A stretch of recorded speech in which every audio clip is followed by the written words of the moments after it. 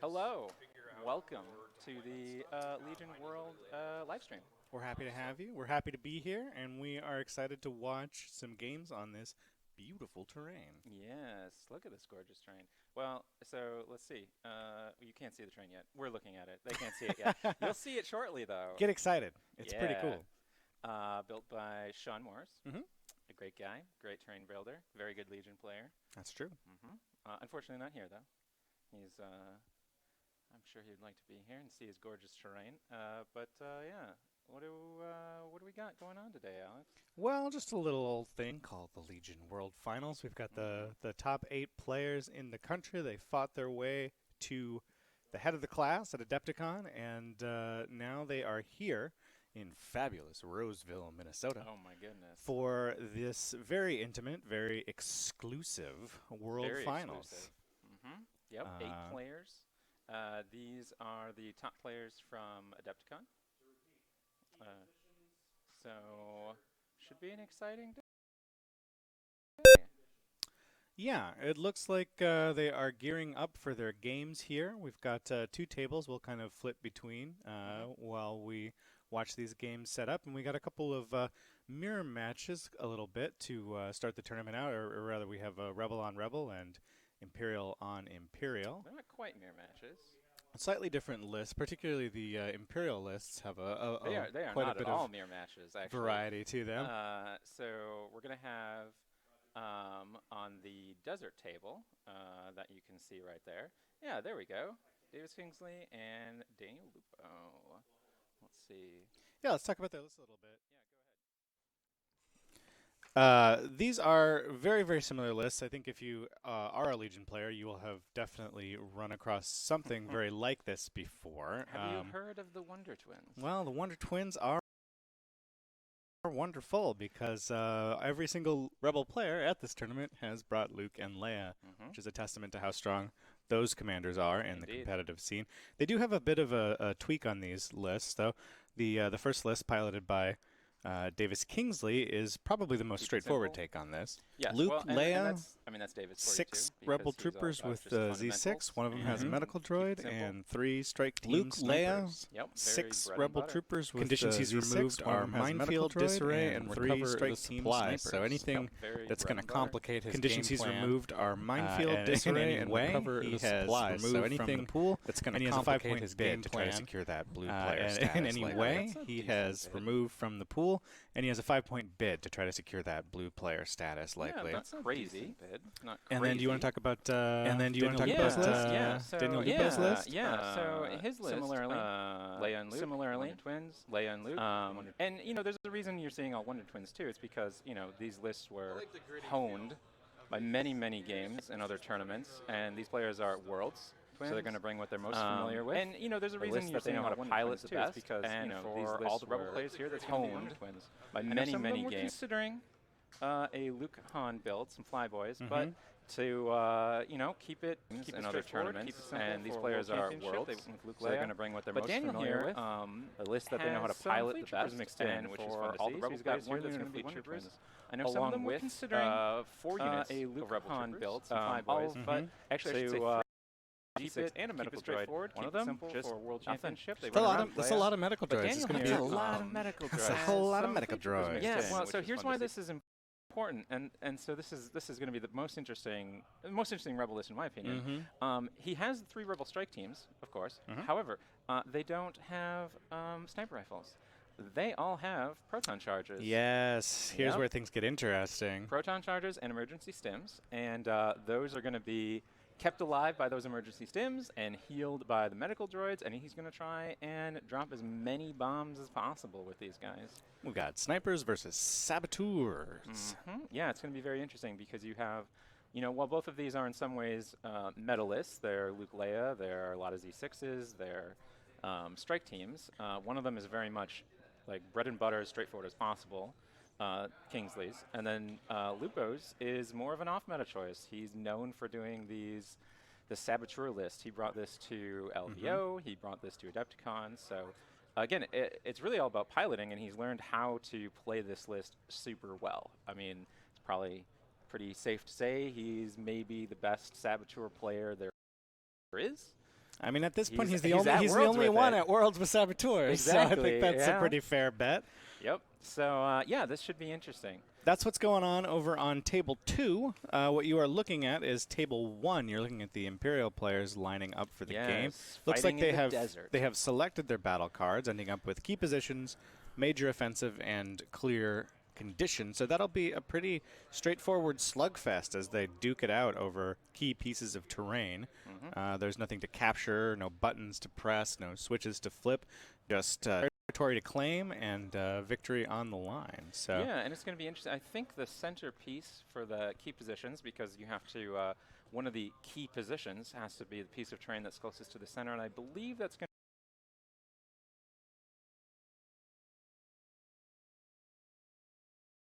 to be the downed ATST in the middle there.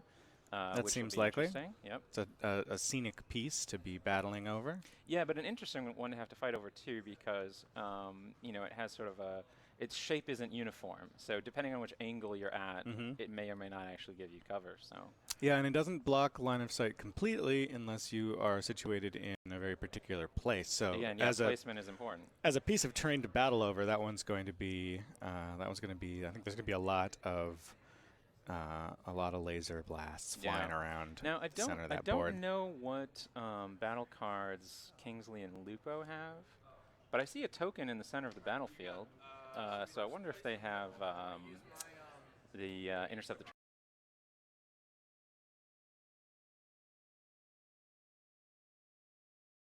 transmissions. We'll see. It's possible. Should we talk about their lists?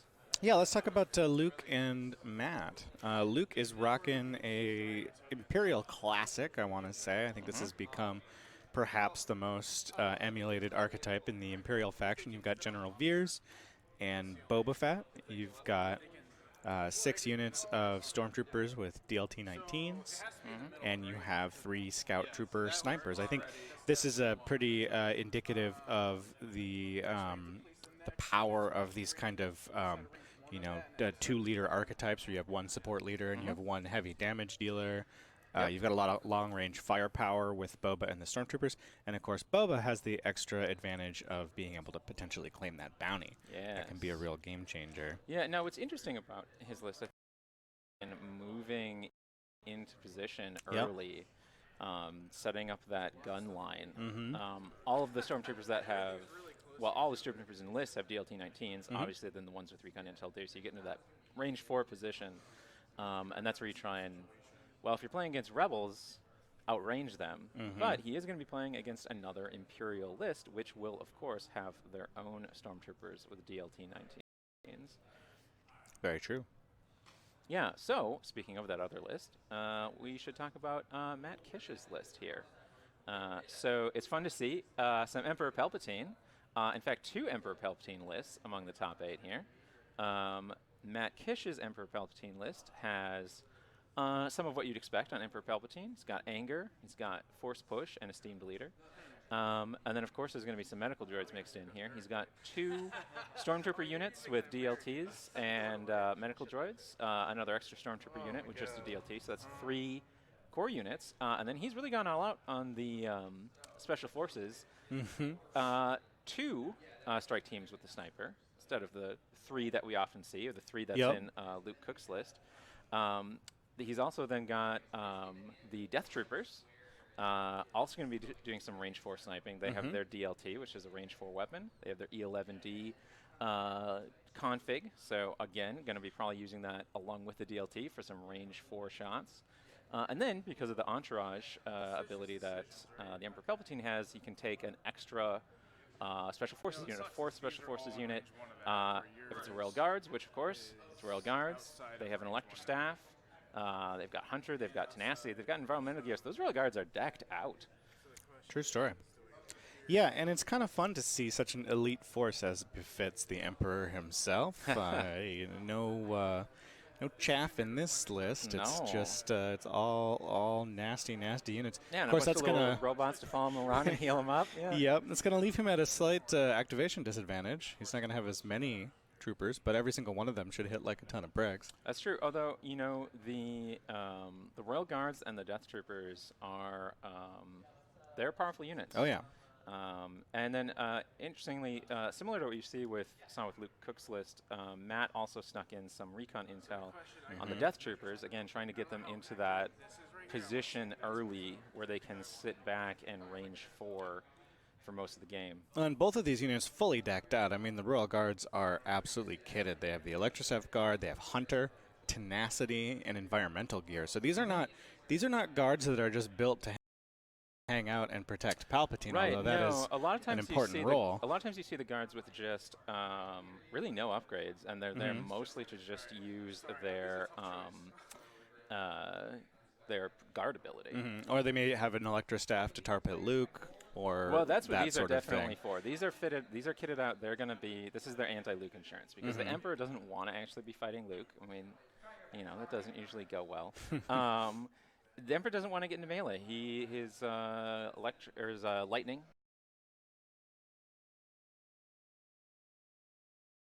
1 to 2, so he doesn't need to get that close. He doesn't want to be that close. So these Royal Guards are going to be there to tar pit Luke, maybe even take him out if they. Well, they're kitted with Hunter and Tenacity. If you put a wound on Luke, you're rolling an extra red dice probably. You're generating a free aim token. You can really put the whammy down. Yeah, that's a lot of pain. That whammy. Kablamo, if you will. So yeah, we've got two pretty different Imperial lists, and then we have two pretty actually very different Rebel lists. When you look at what is actually equipped with the upgrades in the Rebel list, Proton Saboteurs are going to play very differently than the Snipers. Those are going to be interesting to see, for sure. Well, and let's talk a little bit about command cards. Because even when you have similar commanders, these become very interesting. So Luke Cook has elected to take only maximum firepower from Veers, but he has loaded up on all of Boba Fett's objective cards. So he's going to have that whipcord launcher, he's going to have the flame projector, and he's going to have the Z6 jetpack rocket. So very, very kitted out Boba Fett, very potent Boba Fett. He's all decked out. But that's going to give him less flexibility with the rest of his list. So we'll see if that comes into play. Of course, he has the advantage of 6 core units, which is going to standardize his order pool pretty effectively. But he only has the one neutral command card that can actually give orders out. So I would expect Boba Fett to be doing a lot of work during this game. Yeah. And interesting, that push actually is probably going to be used to give an order to Veers and Boba, pulling his operative rank token and his commander rank token out of the pool, leaving only cores and special forces. Though, in a clutch situation, you might also use that on the special forces. Let's see. Are we missing? Oh, okay. No, there it is. Yeah, I was gonna say. Turning my about paper his over, cards? I was looking at the command cards, and I'm like, where's his other 3-pip? And it is, of course, the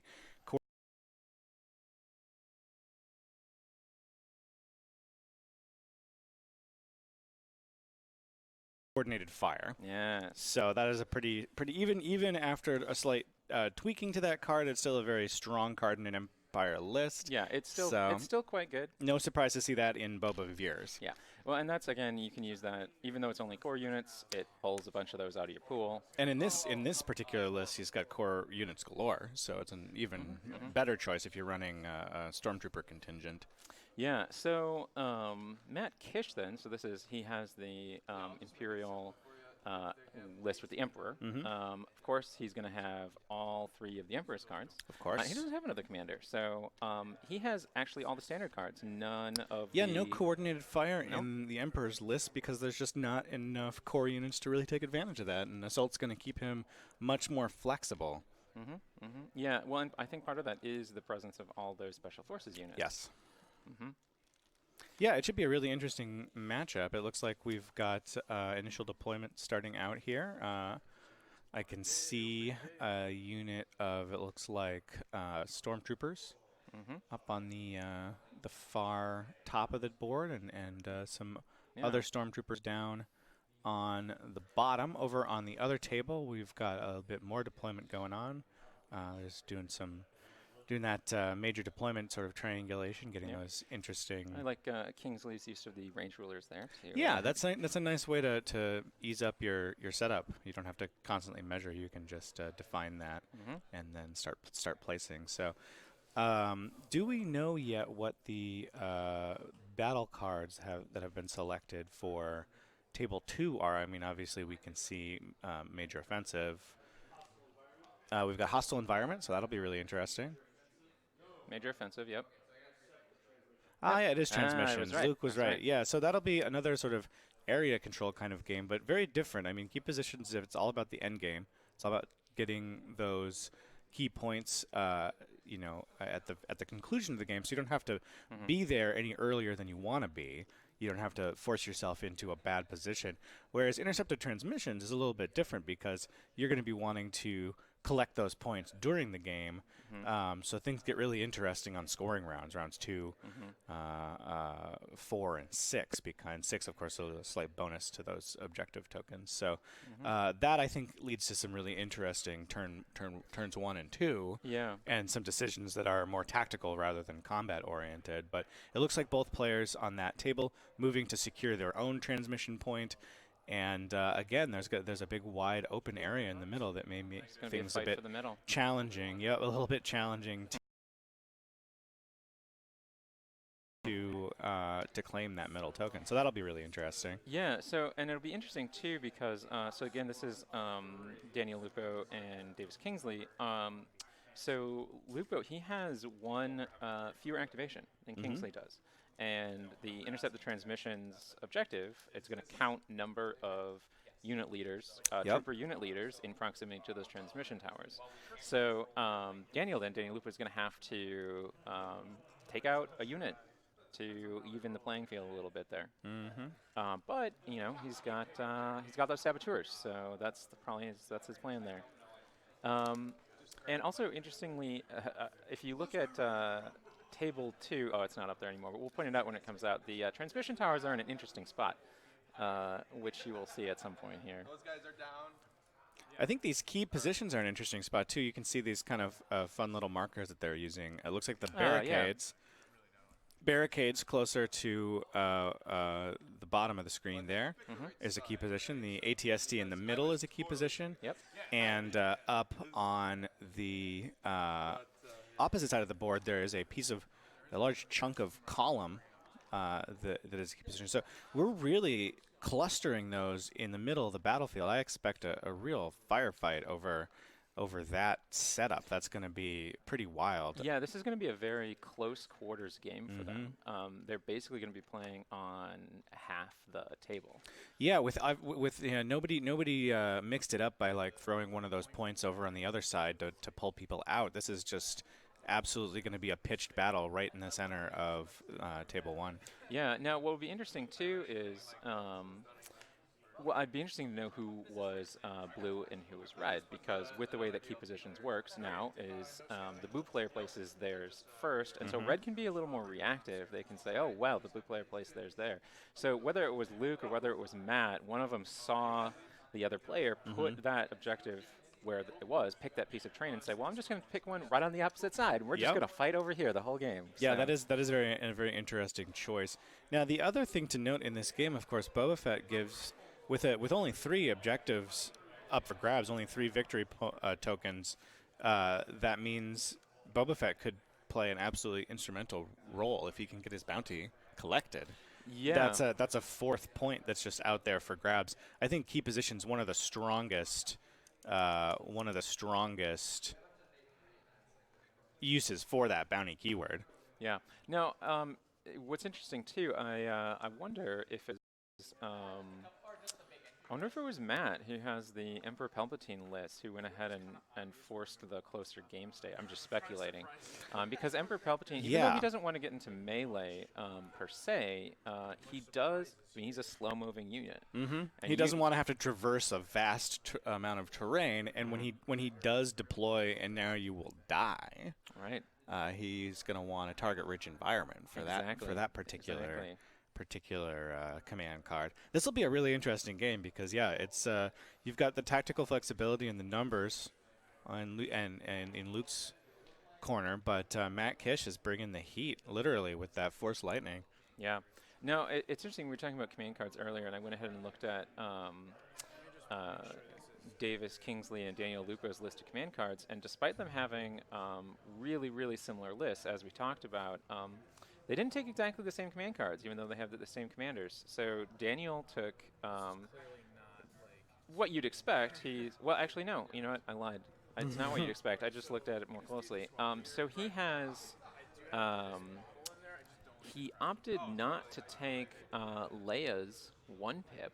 Oh yeah, there's no coordinated bombardment. No, That's rather interesting. He went with ambush, and again, this is going to play into his proton charge saboteur strategy. But a very unusual decision to leave one of Leia's strongest cards at home, and I think that's what's very cool about list building. Exactly, and you know, a lot of times you would expect maybe it to be in here because of his lack of snipers.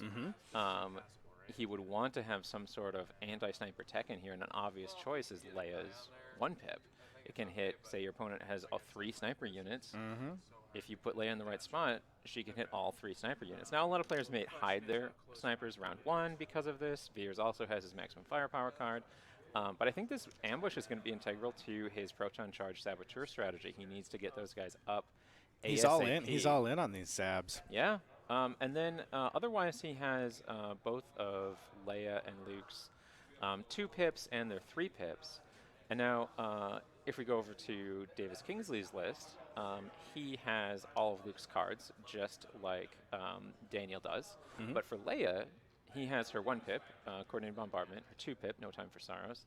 But instead of taking her 3-pip, Somebody Has to Save Our Skins, he has Covering Fire from the Rebel Specialist pack. That's very interesting. Yeah. Now, Somebody Has to Save Our Skins is an interesting card. It's not one of the most powerful 3-pips, but it does give you a clutch turn where activating Leia and something else right away, that's sort of a card you use to either get yourself out of a jam or to punish someone for making a mistake, for moving something too close. So at a high level of play like this, I can see a situation where you say, I'm confident enough in my own abilities not to put myself into that position, and I'm also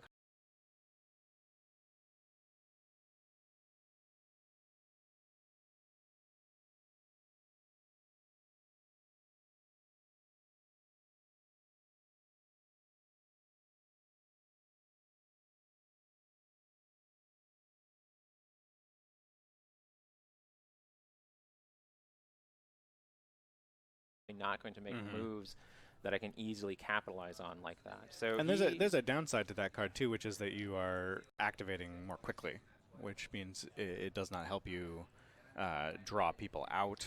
That's true too. It doesn't, you know, when you've got an opponent with the same number or more activations than you, burning through your activations more quickly is going to allow them to hold stuff back. It's going to allow them to get the last strike, and that's not necessarily a good thing. No. Assault is just going to be a much more flexible card when you're trying to make sure that you can... Or not Assault, it's Covering Fire. Or Covering Fire, rather, when you're trying to make sure that you're keeping your units alive. Yeah, which is really key in a list with Rebels. Yeah, and so... Unlike a lot of these other lists, well, so Kingsley does have 1 medical droid, but we're seeing a lot more than that in a lot of these other lists. So that Covering Fire will help a little bit keep his guys alive. Leveraging that nimble on all those Rebel troopers is extra very dodge useful. Tokens.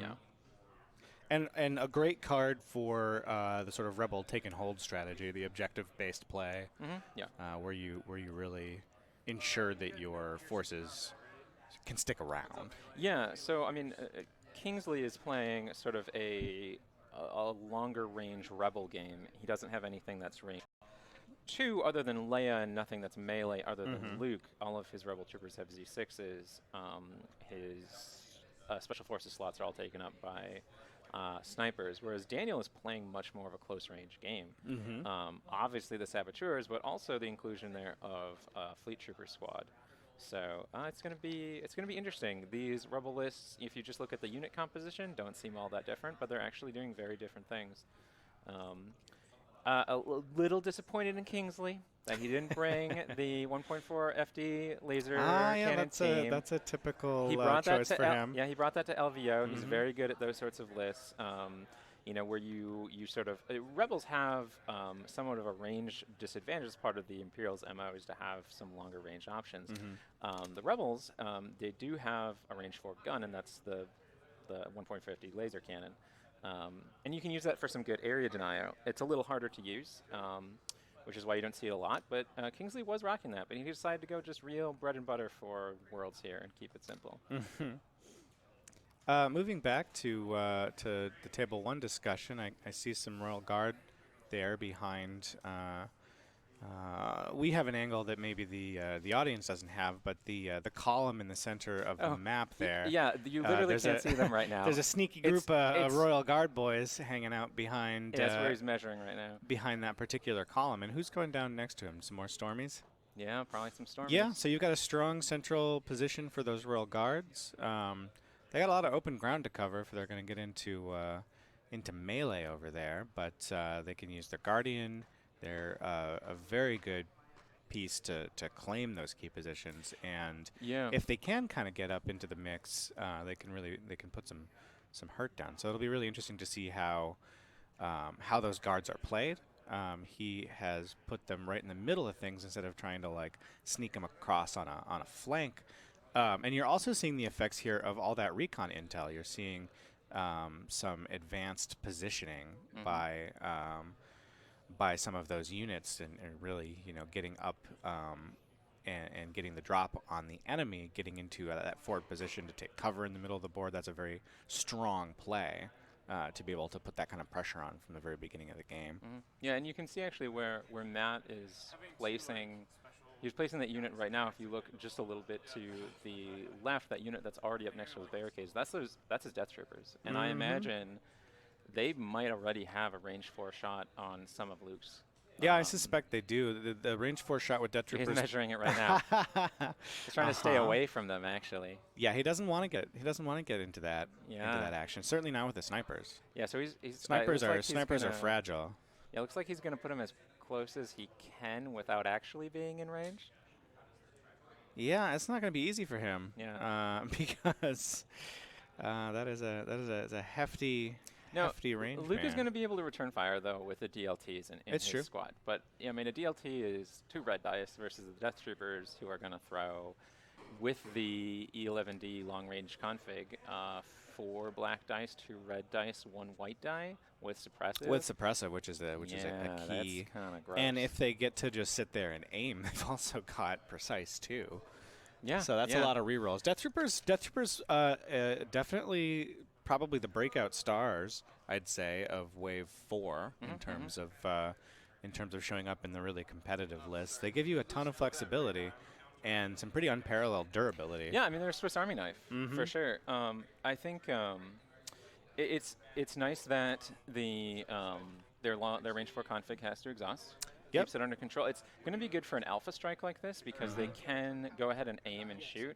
It's going to exhaust it though, so from then on out, if they want to take those range 4 shots, they are just going to recover and then shoot probably. Yeah, without a source of an easy source of aim tokens like General Veers or some sort of so there's no officer. Exactly. There's they can't sustain range 4 aimed fire over and over and over again. But that's okay because Death Troopers are extremely adept at getting the shots where they need and then kind of repositioning to put pressure on in a different way.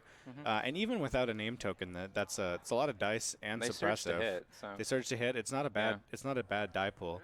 Yeah, you raise a good point because looking at Matt's list, he doesn't have Veers obviously because he's running Palpatine. Just standard commander or the generic commander that has spotter 1. Also though, he just has assault. He doesn't have coordinated fire. That would have been a way to give them some aim. Absolutely tokens. Not going to be a big part of his strategy to just range 4 with those Death Troopers with aim tokens at any rate. Yeah, but you know what? They don't really need it. They're very good. They don't need that, Alex. Any way you slice it. Yeah. Absolutely. And then where's the electro binoculars? This doesn't exist yet. So this is true. But someday in the future, that's going to be some hot tech. Certainly, Veers is going to love that upgrade. That's going to be coming in the with the Clone War stuff. We're going to have the electro binoculars, which will stack. It's just a very handy tool for anybody to have. You can give Veers spotter 3, so that's spicy. Yeah, so I imagine we'll see that in the future. But for now, Matt is just going to have to rely on that round 1 alpha strike for that aim token. I gotta tell you, this is going to be a very dramatic round 1. Like, these players are not being coy at all. They're all using recon intel to like scout up and take this ground, and nobody's too shy about just getting right up into the mix. Well, what's funny is seeing, because we have it just paired the way it is, we have Imperial versus Imperial, and a lot of times, against the Rebel, you try and outrange them against a Rebel player. You'll sit back, you'll take advantage of that range 4, but against just another Imperial squad, well, I mean, you're not really, it's a crapshoot basically on who's going to come out on top with just trading some fire at range 4, so they're just going to get up in there. It's true. If we could switch briefly over to table 2, it looks like the command cards for round 1 are down. Yeah, and actually, so now that we're at table 2, I want to point out, do you see where the moisture evaporator, or not moisture evaporators, I'm sorry, the intel towers are, the transmission towers. Those big tree trunks. Yeah, it's on top. It's on the very top of the tree trunk right there. Somebody built one way up there on the top. Well, it's good reception you got to get above the canopy if you're going to get any kind of signal. No, you get it's not so great down there. So yeah, and then I imagine the other one is on the other side of that large, sort of root trunk. Yeah, that sort of Dagobah-looking tree. But we've got coordinated bombardment versus standing orders here. So, this is going to be obviously. I believe Davis is going to have this kind of opening salvo. He's got the more traditional list.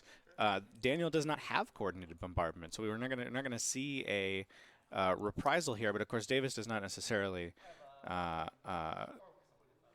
have to worry about that. What he's got to worry about is a different form of bombardment, which is 3 saboteurs with proton charges, sneaking up and putting the whammy on his units. And his units are very, very bunched together, which is going to be great for claiming those transmission towers and laying down a lot of firepower. Not so great if Daniel manages to get some proton charges up in the mix. Well, the way that Daniel mainly plays the proton charges is really as mostly an area denial strategy. Sure. And it's interesting because this might actually be a favorable matchup for Daniel because the Rebel lists, these Wonder Twins lists, rely so much on Luke doing heavy lifting. It's true. And Luke has to advance, and that's where the proton charges become the most punishing on something that has to move up. So against Imperials, it's more of an area denial, but against another Rebel list, it can definitely hamper their strategy. Well, and especially in hostile environment, if you're trying to cross that open field and get that transmission, you've got suppression that's not going away. Yeah, now these proton charges that are going to do a lot of damage to that fragile Rebel defense save. Yeah, and if Daniel can sort of mine up or charge up that central transmission point, it's going to be much harder for Davis to get to. Yeah, no, their game there is really all going to be about the center, whereas Luke Cook and Matt Kish's game, like, it's just going to be a bloodbath. We're going to see so much firepower right out of the gate. They could easily get to each other's key position, the one closest to. Yeah, that's the very interesting thing. So key positions is interesting because sometimes you see this really up close, like we're all just going to fight over here. Sometimes people spread it out a little bit, and you have little firefights running the length and breadth of the table. It's rather interesting. With Palpatine in the mix, everything is clustered up here, and so we're going to have a pretty decisive exchange of fire. I would say that this game is going to be, almost all the action is going to be in rounds 1 through 3. Whereas Davis and Daniel's game, it's going to be very small, important decisions that are made about where things position. It's going to be interesting. Both of these are pretty terrain-rich boards, so probably hostile environment. If hostile environment is if you're not in base contact with a piece of terrain, at the end of the round, the trooper unit doesn't remove a suppression token. But it's going to be pretty easy for them to keep to terrain, so I don't imagine that that condition will do a whole lot, but it could catch someone off guard for sure if they need to make a play to the middle. Mm-hmm. And yeah, you never know when you're gonna have to get out into the open ground. So let's see now. So I don't think I don't know if we know what cards Luke and Matt have played yet. Looks like they're still choosing. I think that they have finished deployment and they are gearing up for the very first command phase of the game. So it looks like it's going to be off to the races here in just a moment. So yeah, it looks like on table 2. The game's all right. Hey, we started a timer. So yeah, table 2 there got a little bit of a head start, but we are now ready to go. Yeah, and we can go ahead and switch. And ironically, it's Luke with the Palpatine card sleeves. Yeah, if we can switch to what Luke and Matt just the played dice tray here. It looks like, wow, a really interesting turn. Both players playing their kind of army-wide power cards. Well, they're already that close to each other. Well, yeah, no, it makes total sense. So we've got Palpatine with an entire legion. Is going to give an entire legion. That's going to give his entire army full activation control for the round, which is great. And coordinated fire is going to provide that absolutely brutal aim token stacking as his core units take shots. They're going to generate aim tokens for his other units, for his snipers. So this is going to be, as anticipated, an extremely dice heavy, extremely probably casualty heavy first turn. So this is going to be really, really interesting. Yeah, and of course we've got Matt there has the beautiful full bleed entire legion card. Yes, very nice. That's a really cool piece of art. Yeah, one of my favorites that we've done for sure.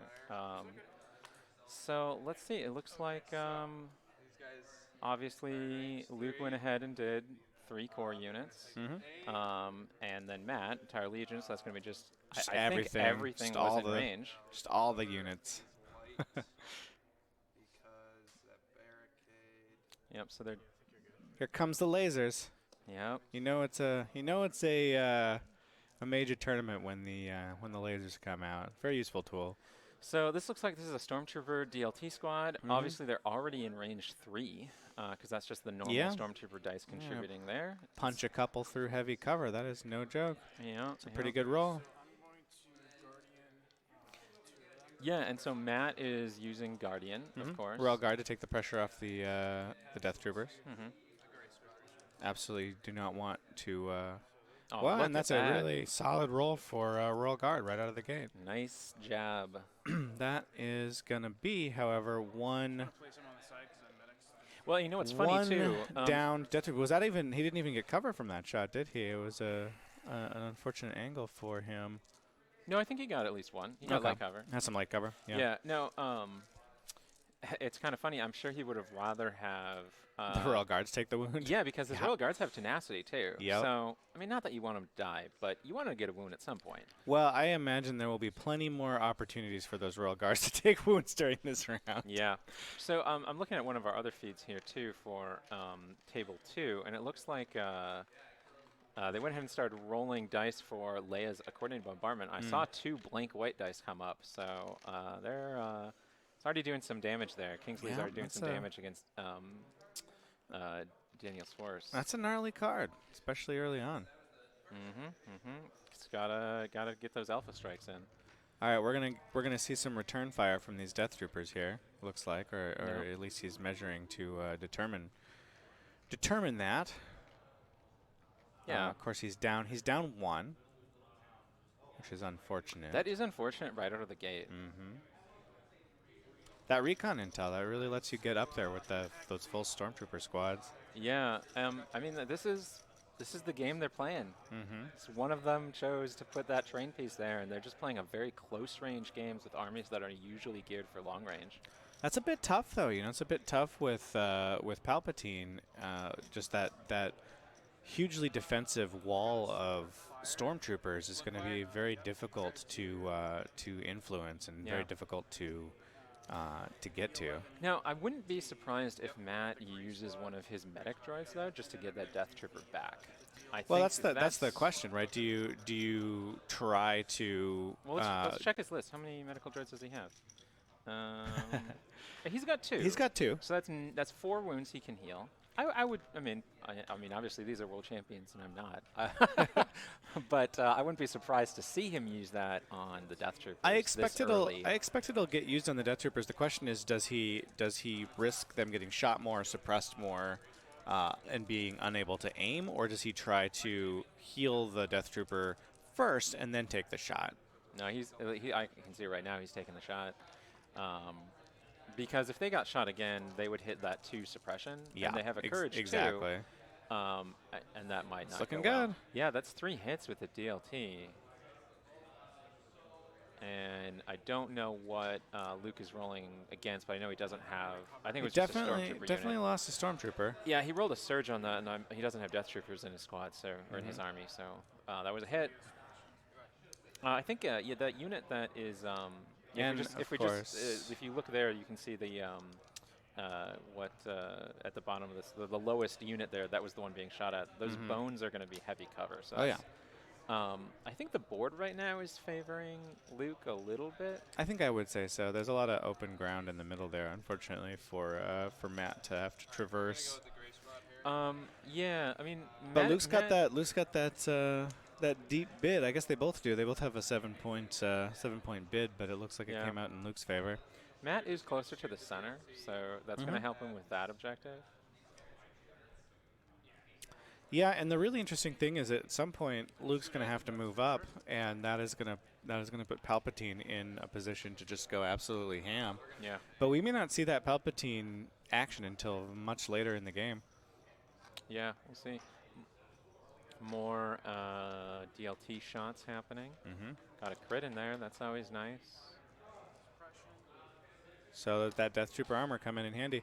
This is a really nerve-wracking situation for Matt to be in, because he has his toughest unit out in front, tanking all these shots, but every single time he has to roll a die, that's a very valuable mini he might have to knock over. So if I was in his shoes, I would be, wincing a little bit every time these Death Troopers take fire and have to make saves. Now, keep in mind he has the rail guards, though. So that helps. Yeah. Certainly helps. Yeah, it's interesting. A lot of the tech that he has in his army to protect Palpatine is also going to protect those Death Troopers. So the guards with Guardian, the medical droids. It was interesting to see. I mean, it's tough. Palpatine's a lot of points, and he went all out on these special forces. He only has 2 medical droids, which actually is less than. Sometimes you see 3. It's less than Daniel's Palpatine. Rebel army. Yes, true. He has 3. Yeah. No, I've seen a lot of. It's usually 2 or 3 is what I've seen a lot of. So let's see. What do we got going on now?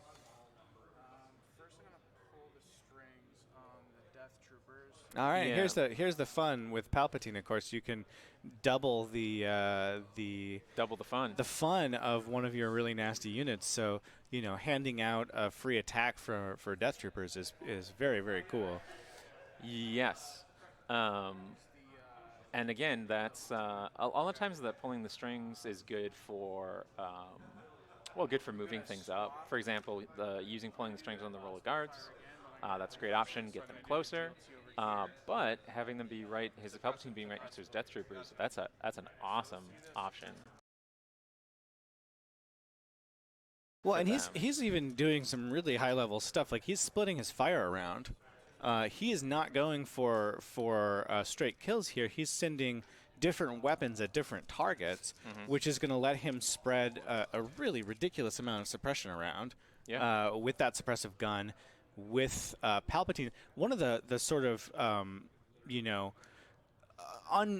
unknown but sometimes unthought of advantages of the Death Troopers is because they have so many different weapons in their pool, in their arsenal. They can split their fire and basically drive a lot of enemy units to ground, make them lose actions, which is a very interesting, just more testament to their tactical flexibility. They have that option, and I think Yeah. it's a very interesting move here on the first run, trying to deny them some actions, trying to, if he can suppress those units, they're not taking aim tokens, they're not passing those aim tokens along. He's maybe going to be able to blunt the Luke's entire offensive turn with some really well placed suppression here, which I think is a very, very interesting strategy. Yeah, and if you look at Luke's line, it's a little hidden amongst all the units there, but there's a couple barricades between that bone piece and that downed pillar cylinder. So Luke has a really good defensive line there, and it would be tough for Matt to actually eliminate any of his units. So going for just maximum suppression, not a bad idea. Well, and one thing that Luke does not have is a commander with a ton of courage. At some point you can even make units run if you pile enough up.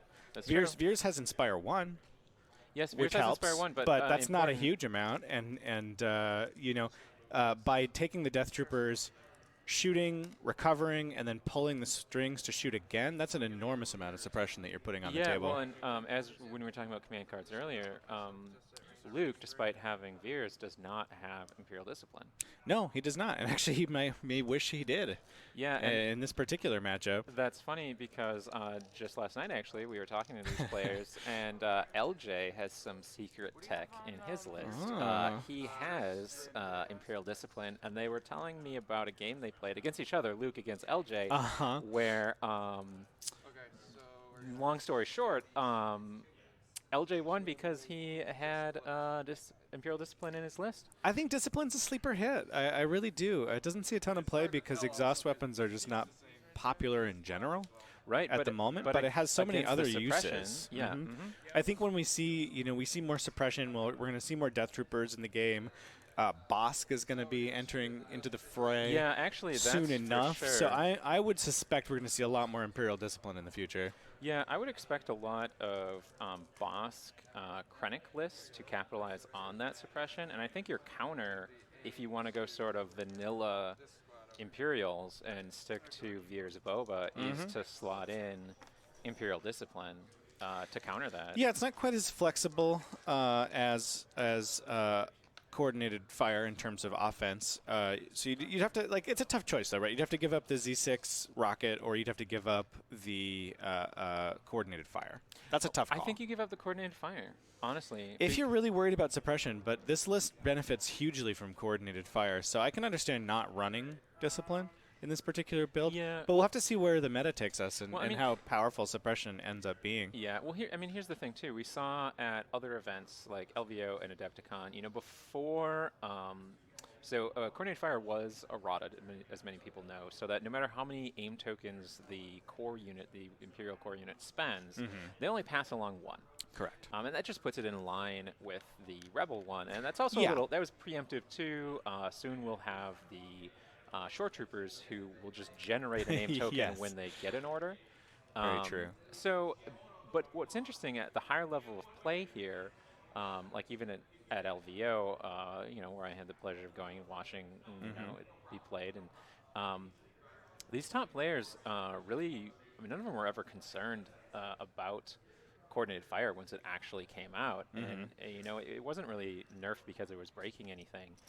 And I think the nerf that it did get didn't really change it in a lot of the top players' mind. They already didn't consider it, overpowered or game breaking or anything like that. So it's just another tool in the toolbox. I think cutting it is not really detrimental. It's really meta dependent. Yeah, it's it's great to have with Boba. It's great to have with with Stormtroopers. It's better than just base assault, even in its eroded form. But I don't think it's like this huge, oh no, I have to cut coordinated fire to add an Imperial Discipline.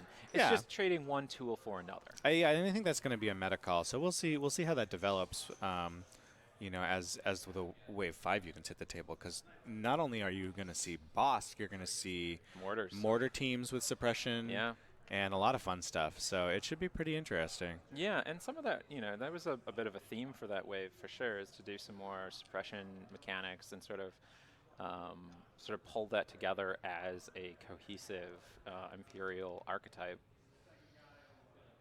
You checking the chat there? Yeah. They are. Hey, you don't, this is an important discussion, Yeah. Also, we got a lot of time to fill. Yeah, exactly. Yeah. So, anyways, let's see what is going on. How are we doing here? We're still trading fire amongst Luke and Matt. Looks like he's got some guys moving up. I imagine those are his royal guards. You're gonna sneak around. Yeah, looking at the tripod shot here, I think it is nope. It's a unit of stormtroopers. Nope. It's a mystery, right? What's going to come out from behind that column? And it's Stormies.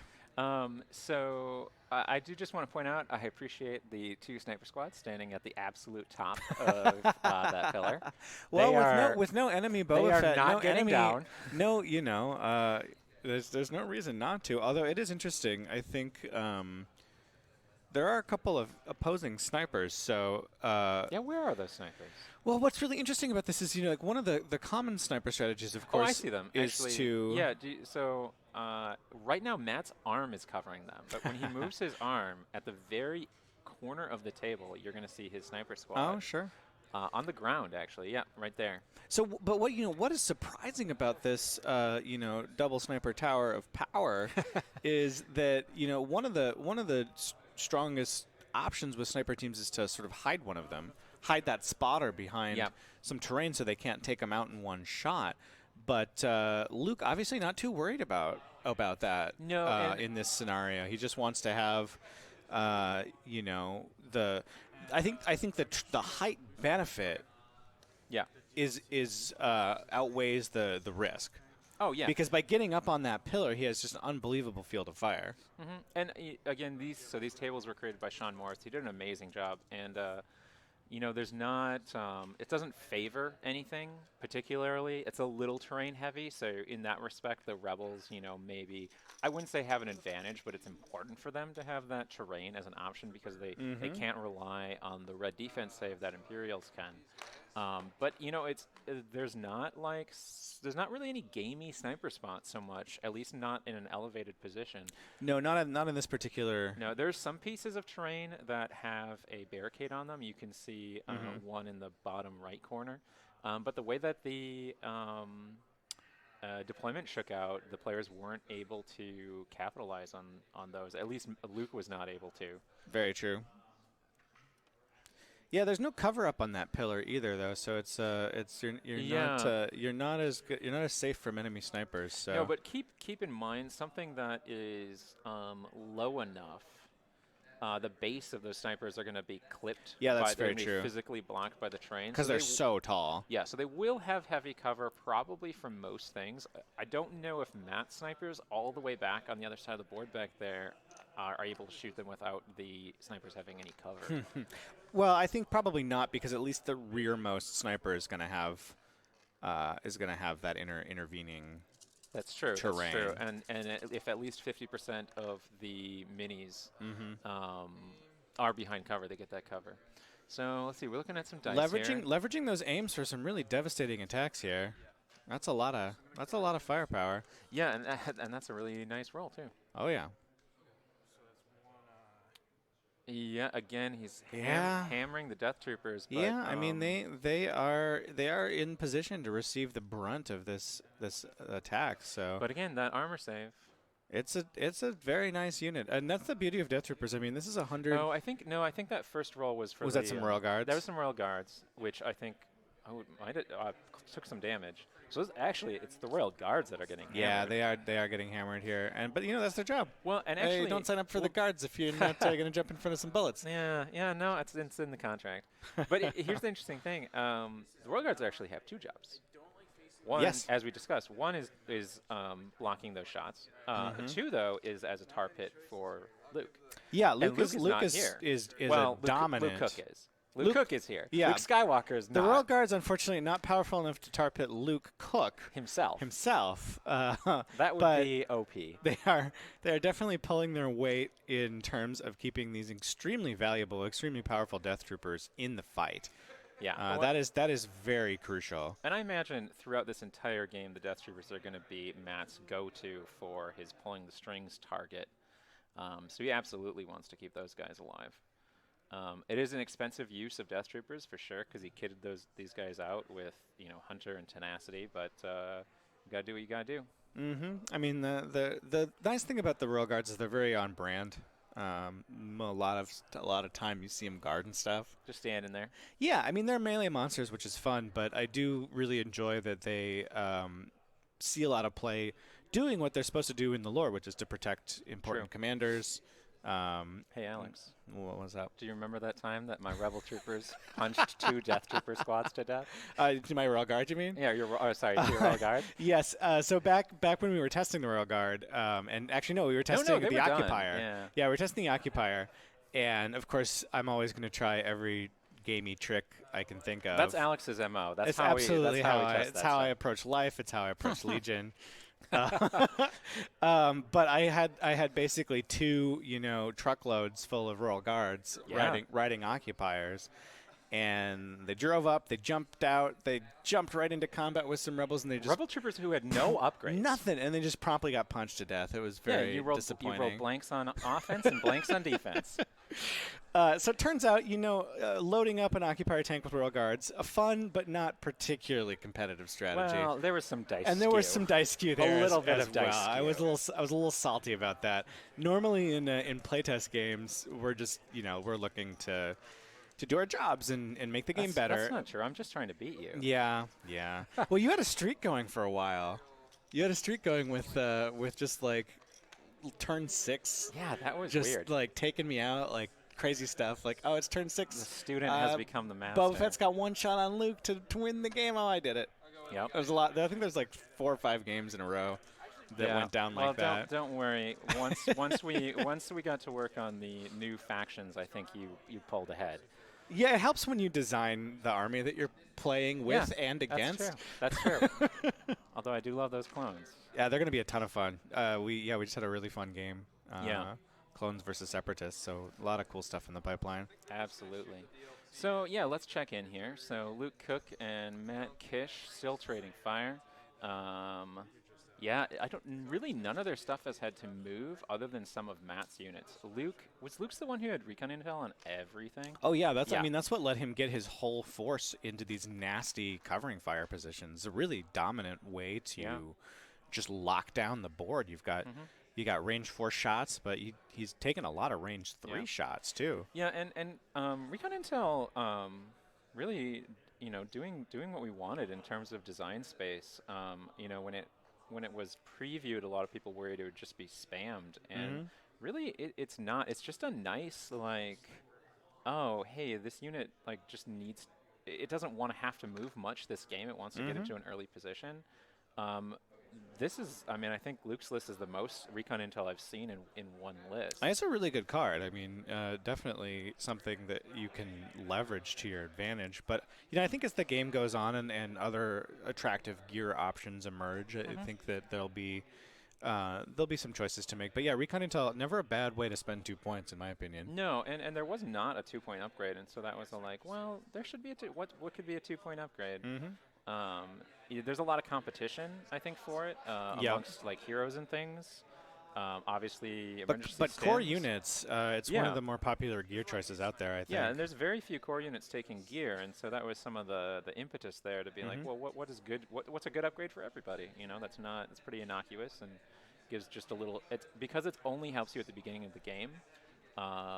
It helps you if you leverage it correctly, it can be very impactful.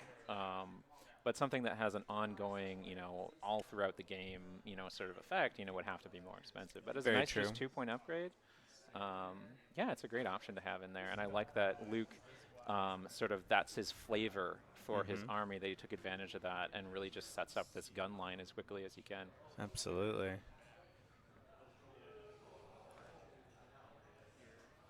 So if we switch over to table 2, we can see, there we go, that Kingsley has moved up the field. Yeah, you can kind of see a wave of those red-based Rebel troopers just coming, pouring into the center there, which is very interesting. Now, I don't know if Daniel has had the chance yet to drop his mines with the saboteurs. I don't see any out yet. Oh, no, no, no. Actually, if you look right at the center there, there's the reddish base that is the comms tower, and then right behind that, there's two charge tokens already. So he's already setting up that. He's making his own minefield, basically. Yeah, yeah, no, this is a very interesting. This is almost like a sort of a siege mentality, right? Like he's got to stop this advance. he's outnumbered. Kingsley's horde is coming. But that's kind of fun. I mean, obviously Rebel on Rebel, but very different lists, and I think a lot of fun there. Even though they have the same commanders, there's a lot of different directions you can take this. And Kingsley, let's see, does he have 9 activations? It's 4. Yeah, so not 9. I'm sorry, I was 9 plus the 2 commanders. So he has 11 activations. It's a big so list. Yeah, so Kingsley went with the all-out activations strategy. I think 11 is really where. That's a sweet spot. Well, I would say 11 is where you can max out at without being detrimental. I think once you start getting none of those squads once have you been get up to trimmed. 12 or 13 or even I think. Yeah, we can do 14. I forget what's actually out and what's you not put out. You put a 16 activation list on the table against me, but it's just it's not. That's when something there's we can't diminishing talk about returns. was too cheap. So, you know, yeah, that's true. We nipped that in the bud. But also, at a certain point, it's diminishing returns. It is, yeah. You know, because the heavy weapons are such an integral part of making the core units efficient. If you want them to do some damage, you kind of need it. Exactly. So once you have too many core units with no upgrades on them, you're not really getting anything out of those activations. Now, 1 or 2 can be nice, and what is it? Daniel, who has one with nothing on it. Yeah, I mean that can still hang back as an objective taker. Whether it's what is it? I don't know. Cover the supplies. You know, there's one close to your deployment. You just want to grab that one and hang on to it. If you have too many upgrades on those units, you're actually wasting points. Yep. In a way. Looks like, are we going to get some sniper on sniper violence here? Is that what's going down? Oh, I saw some measurements down there. Yeah, it looks like it. Thread the needle here. Yeah, that infinite range. You end up with some long shots. Yep. Oh no, he's actually measuring. He's measuring for his unit. So he's trying this is Matt having to flip a DLT shot probably. Yeah. So really, Luke coming out a little bit ahead. I think this round 1 with the recon intel getting his stormtrooper squads up into position early at range 3 actually, so the whole squad can contribute, whereas Matt has had to move more of his units. Yep. So you're not getting those aimed shots, and in this case, it's not even close enough to have the whole unit fire. But that's usually typical for an Imperial list. I think how much fighting we've seen here between these two Imperial lists is a little atypical. It's because of the close objectives that they chose. Yeah, and that was just the nature of the beast. I think Luke getting blue player and Matt deciding, well, why split these up? Just double move. Yeah. Yeah. So looking at the order tokens on the table, we're pretty well through the round. Yeah, there's only there's a couple little pot shots I think left to take. Well, I don't think here and there. I don't think Luke snipers have gone yet. True. And that's always, it's always a bit of pain when those come through, especially when you've got. Well, it was important for him to have his core units go first because those units to were generate in a those tokens and to get those shots and to not be suppressed and all that fun stuff. Yeah, and to not lose figures too. Absolutely. Because they're at range 3. Each stormtrooper could contribute to an attack. And given that it's the beginning of the round, and that Matt only had 2 snipers, Luke's snipers aren't necessarily in that much danger of losing a full squad. True. Well, and then the thing is, though, like the Royal Guard are going to be stretched very thin because I imagine those snipers are just going to be drilling into those Death Troopers. due to that extremely valuable Pierce keyword. I'm establishing there's. Oh, we're getting a Judge call. range call, yep. Brendan, France, our judge. Contact. With the awesome human super being. powered laser, look Gee, at that wow. thing. He's like a Well, I mean, lightsaber. he's a marshal for a reason. That's He true. he brings the big tech true. to the table. Well, let you see that thing. Yeah, Get careful with that. Don't get that in anybody's eye. yeah. Careful there, buddy. No, Brendan's awesome. No, he's been a judge for a lot of. Was he a judge at Adepticon too? I believe so. Yeah, he You were at is. Adepticon. I was at LVO. He was a judge. For Yeah, LVO. and both of those tournaments really well run, really No, good stuff. The Legion community is awesome. I've been super impressed with just how much initiative they've taken to organize these tournaments and really get attendance at these high-level tournaments that you like don't see games that are only a year old having.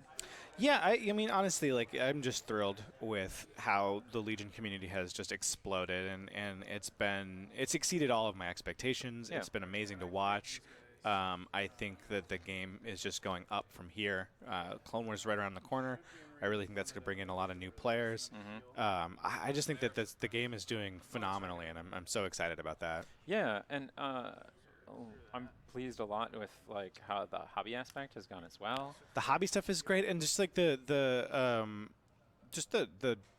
character of the community is wonderful. It's really welcoming. Everyone I've talked to has been extremely nice. Oh yeah.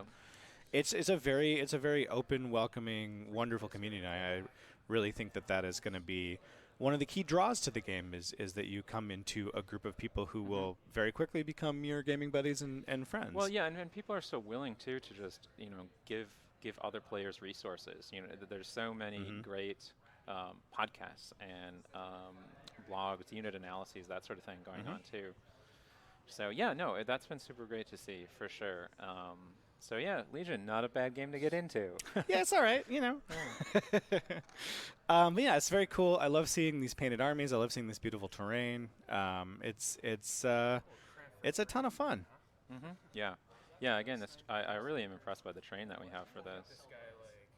Sean did a great job. Yeah, both these boards have a cool flavor to them for sure. So it looks like I'm not sure what Matt. I think it was Matt who rolled the white die there for.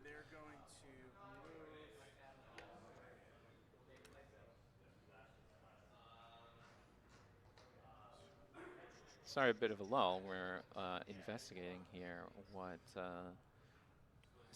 point we're at in the game. I'm not sure what unit Matt is activating. Oh, I think he's bringing another Stormtrooper squad around. To try to get some shots. Yeah, the fact that Matt is having to like move up and come into position is really to Luke's advantage here, I think.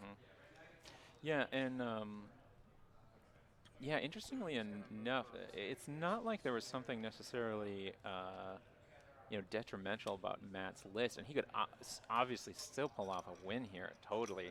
But round one belonged a little bit to Luke, and he really just capitalized on the proximity of those objectives to each other and absolutely forced this closer game. Yeah, and Matt's having to just maneuver around this column. The cover certainly favors Luke at the moment. Now the only thing to keep in mind though is Matt has a real ace in the hole with Palpatine. Palpatine can be an absolute game changer and can go completely crazy in a single round. Yeah, and here's the other thing to keep in mind too. So Matt has actually weathered a ton of shots, but he hasn't taken an inordinate amount of casualties. No, he's played it very, very, very smart. The medical droids are keeping his important units in play. I think he, depending on how these sniper shots go down, he is going to come out of this turn about as well as you could expect given the sheer weight of fire. So I think this is still a very close game. Yeah, well, and the other thing too, don't forget, as we mentioned earlier, Matt is just piling the suppression on. Oh, Luke's absolutely, core units. yeah. You look at some of those units; they have the sort of gold-colored suppression tokens, so they blend They're blending in a little bit. into the but turn like a little the two bit. squads closest to us each have 3 suppression. So, I mean, that's that's going to matter for sure. Yep. Death Troopers over there, it looks like they also have 3. Less of a big deal for them. True. You know, they have 2 courage. They're going to remove Well, and they have one they at the have end of the round. discipline too. If they're issued an order, they're going to remove Here comes another that. one. Here comes that laser again. Look at that thing. There's going to be no question as to line of sight with that. 3 guys are definitely obscured. Trying to determine cover here, essentially. Yep. Boy. Yeah, and Brendan does a great job of this for sure. Brennan coming in to give this a swift Right, I don't- ocular I don't pat think down. We're not treating it as the cone. Right. So not area terrain. So just trying to determine whether those units receive any. Yeah, and Cover at all. not treating that as area terrain, I think, is a good call.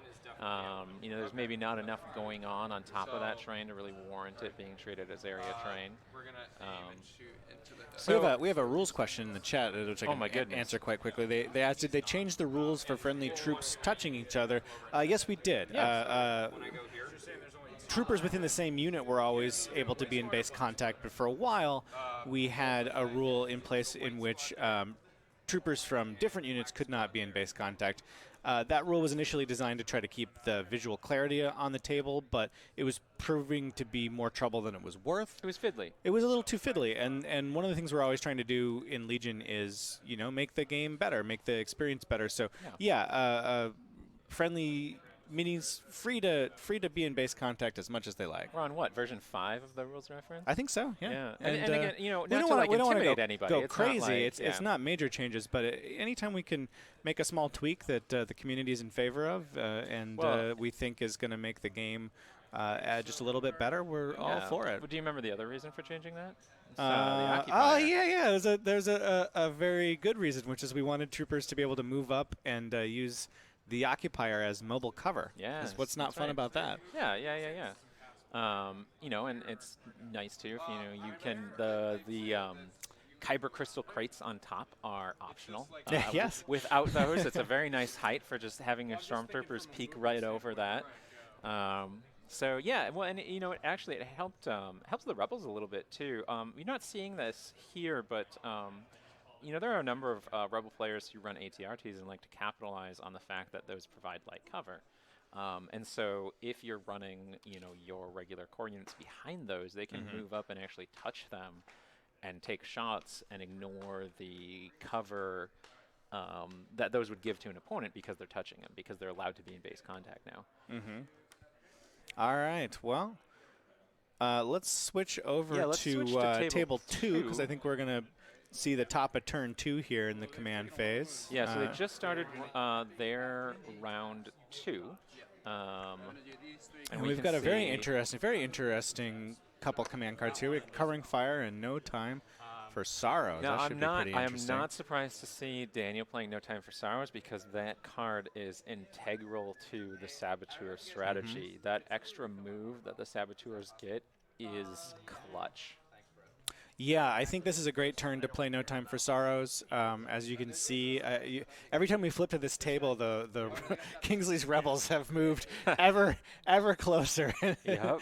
and pressuring the middle of the board here. So I think it's going to be a very interesting fight. I think this is a great time for No Time for Sorrows. You can really leverage that to get some forward placed mines and then get out of danger to Now, some extent. So I wonder if, I don't know if there's anything close enough to move up into that middle, you know, mined area. So I don't know if he played Covering Fire for the dodge tokens as a play to move in and sort of protect himself. It may just be like a round 2, like, I just want to keep some of my guys a little alive longer. Yeah, it's a good turn to play it, I think, because you've got that big group of rebels right up there. You're not trying to do any specific speed shenanigans. Luke's not going to be jumping in quite yet. Those dodge tokens should hopefully just help. Maybe take a few more mine hits. Yeah, do you see what Daniel is doing right there? Under this guy. Yeah, he's setting up the bomb. Yep. Right under him. But Someone set up us the bomb. No, you can't. You got to be within. Oh no, you're right. Yeah. No. I thought you meant like I couldn't put it No, under no, you the can put it model. under a guy's base. Yeah. That's Yeah, they're So good. we're Just nothing. so I for thought- those following along at So home, this is literally hitting everything. Daniel can put a that's mine nasty. underneath a unit. Unit doesn't prevent mine placement, but Davis was just pointing out that the mines still have to be placed within range 1. It's not at range 1. Yeah, everything. I'm about to But blow it. they're on the up and up. That Mhm. mine is going to hit a lot of guys. No. I want to put this guy. Oh, you can get even better. Oh Daniel is very excited about this. I mean, to be honest, like that is a really, really, Yeah. really gross place So to we'll put a see how mine. this goes. So Kingsley is an amazing player, and it's funny though because he's very much what word do I want to use? Like fundamentals. He's all about fundamentals. Yeah. So he plays, very bread and butter. He plays, very smart. He knows every rule. But I've seen him get thrown off sometimes by these weird sort of anti-metal lists. Yeah, and I this mean, is what that's- Daniel is doing. No So- time for sorrows. That's the way to get that clutch mine play off. So I would say, giving Davis the benefit of the doubt, I'm sure he knew this was coming, but at the same time, I wonder if he maybe didn't adjust his play. We'll see. Maybe he knows he can weather this. Maybe Yeah. he's banking on just being able to survive. I don't know where his Luke Skywalker is, but if his Luke Skywalker is out of the blast, then that's one of his key units still doing all right. That guy. Yeah, this is this is This is what Daniel lives for. yeah, he's pretty excited about the whole situation. Leia. Now, and keep in mind too. So they roll. Oh wow, that's 2 there. Kingsley's defense dice are no joke right now. Yeah, there's definitely variance. Like you saw right there. There's 2 white Wow. dice. So the mine. Yeah, well, this there's mine 0. is not. It got some of them were 3 hits. Some of them were 0 Yeah. hits. I suppressed everything. You hit everybody, even though I made a bunch of saves. Yeah. So Everyone's suppressed. Yeah. Alright, how many So suppressions? yeah. So Kingsley actually saved quite a bit, and Daniel had some whiffs on his attack dice. Again, it's Yeah. the mines roll 1 red and 2 white, and those whites have a lot of Because variance. I didn't hit the You didn't hit the 3. So what Yeah. he mainly got out of this was a suppression on all of those units. Yeah, not nearly as much damage as you would expect. So that's going to actually be a real problem, I think, for Daniel. Yeah, we forgot one. Oh, Yeah, there's they- one more. Wow, they he's got a they chance. He's got a forgot. chance to do a little. Oh, Oh, look at that. wow! No, those white dice are on fire. Yeah. But there's another casualty. Yeah. So yeah, from all of That being said, that's um, a ton of suppression. And remember, this is turn 2. Name of the game is getting that central objective. Yeah. Now Kingsley just said 3 troopers. I think that might be how many he lost. There's not many. No, honestly, for that how many was were taken. a really amazing set of dice rolls. Yeah. So yeah, he was able to weather that despite some pretty rough positioning. Surprisingly bad rolls, or good rolls for me, or whatever it was. But a lot of suppression. I'm counting the tokens he's putting down. I think it's 7. It's 1 for each unit. He's at 6. 1, 2, 3, 4, 5, 6. Oh yeah, and then 1 for Leia and 1 for the guys. Oh, 7, so 8. 9. It's 8. No, I think it's Oh, 8. 8. Yeah, it's a lot of suppression. Tons of suppression. Yeah. Now this is important. The order that this happened, not the order of the explosion, I mean, but that Daniel was able to do this basically at the top of the round. Yeah, that's Because awesome. none of those units, none of Kingsley's units have activated. Nope. So that's a lot of suppression. That's a lot of hurt. However, It's the those whammy. It's Putting the down the whammy. whammy. It's the whammy, but not as big of a kablamo as you might hope. No, on a scale of whammy to kablamo, it was about a wallop, I would say. Yeah, I think it's a wallop. Yeah. That was a wallop. Not even in double whammy territory. No, well, that would have to be 2 times whammy, which clearly this wasn't. Obviously not. No. Obviously not. So, yeah, well, Daniel set up Kingsley the bomb there, so he's still got other mines, obviously. There's more mines. I Is that think he's at going to least lose. 2? He's definitely going to lose some saboteurs though, because when you run up and pull that's- that play, you've committed to removing that unit probably. Yeah, so you hide one saboteur Yeah, I trust you. because as long as one saboteur is alive, they can detonate the bombs because they're all on the same frequency. Of course, they share their Oh, little. you know what? King's has got strict orders. That suppression's not going to be a problem at all. Well, For it's the not gonna be a for the problem. 3 that he issued orders to. Yes, for the host. Yes. But that's still very useful. Yeah, that's right. He did take strict orders. Strict orders is sweet. What did he take? He didn't. That's interesting. His only command upgrade is strict orders. Strict orders is very strong. If I mean, like you were saying, you know, Kingsley very by the book, very methodical. The certainty of that is huge. Yeah. Yeah. You know, That's, it's very very useful. yeah, that's. I mean, that I feel like we're going to see more. Inspire of that. 2 on Leia too. Yeah, I feel like we're going to see more strict orders. You know, as we said, with the mortars and boss coming out. It's Yeah, just a really I think nice Imperial safety valve. Discipline and strict orders. I think we're going to see some anti-suppression tools, but it's good that those are in the toolkit. That was. I mean, that was intentional. Yeah, because if suppression does become too much of a problem, you can counterattack to it a little bit, Yeah, and and it's going to help you in every game too, which is what I like a card that is useful in meta circumstances, but is also going to have a use no matter what. yeah, absolutely. Yeah. All right, are we switching back to? I was pretty much doing that. Yeah. No, so no, we're here. We are doing perhaps more mine, So yeah, I gotta more mine action here. That's what I was like. Now are we in? no. So keep in mind, all of his saboteurs have emergency stims. I know. Great. Okay, sorry And about that's to keep them alive. When they detonate the mine, they can detonate Yeah. it with themselves in Yep. radius, and if they would take damage, they'll just emergency stims that. This game's a lot better when you're like pointing out stuff that is ambiguous. So then this guy. Is Yeah. in So that yeah, side, Yes. Davis mentioning there that Kingsley, that you know, it's nice to just communicate with your opponent. He does a